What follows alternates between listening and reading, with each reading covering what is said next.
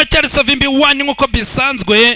Nimba wararembeye mu rugo ufite utubazo tunutu niki, ushobora kugira ngo uri umunyantege nkeya mu kazi kwa kundi bamwe bubatse urugo, ibyo byose n'uburwayi barakuvura. Hakuno ni muri nsekali company limited.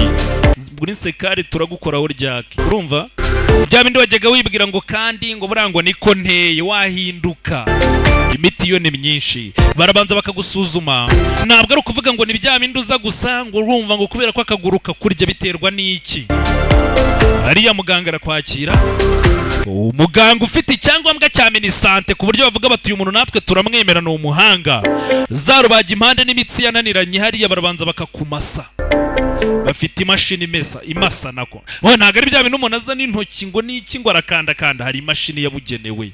Kandi baragusuzuma neza cyane nkuko mubibona. Ubundi hasigaye bakabanza bakareba imashini ikabereka ikibazo umuntu afite, bakamenya uburyo bagikemura. Ntabwo ari uguhubuka. Nsekali company limited. Wowe ngwino tugane nangaha mu Biryogo inyuma ya Maison Trésor gutya. Ese Maison Trésor ku ruhande rw'inyuma ariko batandukanywa n'agahanda kanyuramo hagati. Uwo wabaza wese yahakwereka. Barakumasa bakagukoraho rikaka. Ariko se nyagasani buriya rero arigiye mbabwira ibintu mukajya muvuga ngo kandi ngo wegerayo ibindi uzabimbaze. Icyangombwa ngiki ntabwo ari gukora ibintu atazi cyangwa atemerewe.